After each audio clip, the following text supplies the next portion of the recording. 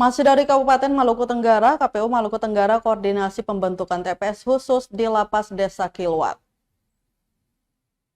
Komisi Pemilihan Umum atau KPU Kabupaten Maluku Tenggara Malra menggelar rapat koordinasi lintas stakeholder terkait pembentukan tempat pemungutan suara atau TPS khusus di Desa Kilwat, Kecamatan Kehi Besar Selatan.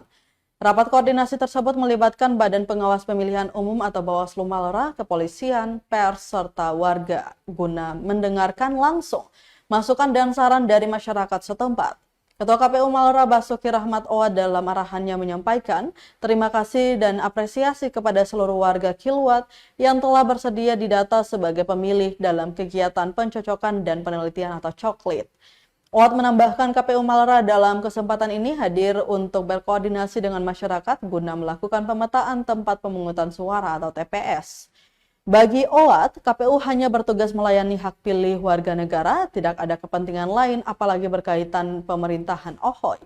Sejalan dengan itu, Ketua Divisi Perencanaan Data dan Informasi KPU Malra, Asujudiah Arif Hanubun mengatakan, Ohoy Kilwat menjadi salah satu lokasi dilakukan rapat koordinasi karena ada kondisi konflik internal antara Ohoy Kilwat lama dan Kilwat baru.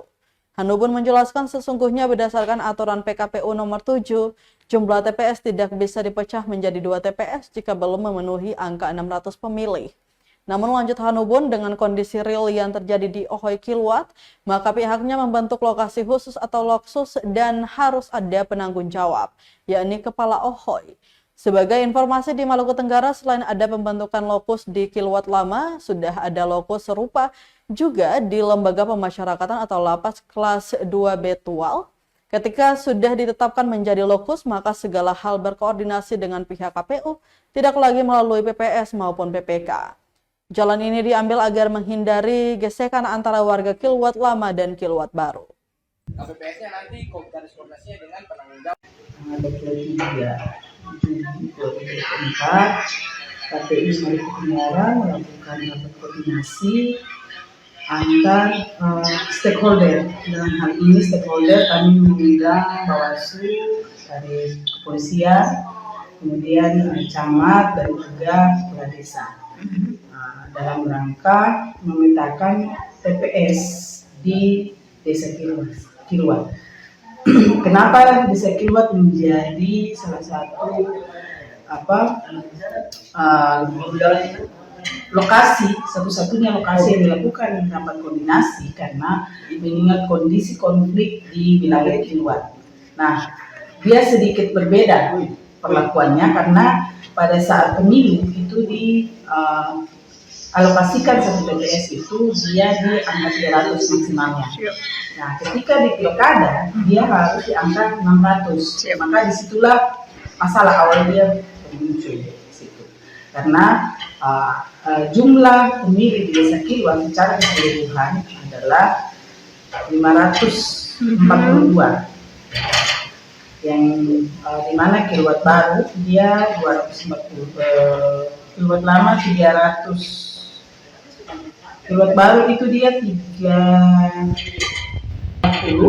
di Kilwat baru 302. Nah, secara aturan PKPU nomor 7 dia kan tidak bisa dipecah TPS-nya. Nah, tidak bisa dipecah karena dia belum mencapai angka 600. Maka dengan kondisi yang real terjadi tadi sudah disaksikan juga oleh pers. Maaf, tadi kami pun juga mengundang pers dalam rapat koordinasi itu. Tadi sudah dilihat bahwa kondisinya memang ada rumah tadi kan, ada rumah yang ditinggalkan, ada rumah yang rusak itu akibat dari konflik internal dan dia berbeda karena di dalam 37 pemilihan loksus itu harus ada penanggung jawab. Dalam hal ini penanggung jawabnya harus kepala desa. Tetapi karena kepala desanya dia berpindah dari Kilwat lama, dari desa induk ke Kilwat baru, maka dia tidak mungkin turun ke bawah. Maka kami melakukan koordinasi ini dalam rangka supaya siapa yang bertanggung jawab terhadap lokasi ini. Makanya tadi dibuatkan berita acara itu dan daftar hadir, sehingga itu menjadi kekuatan hukum bagi kita untuk menetapkan Desa Kilwat di TPS 2 itu dia sebagai lokasi khusus.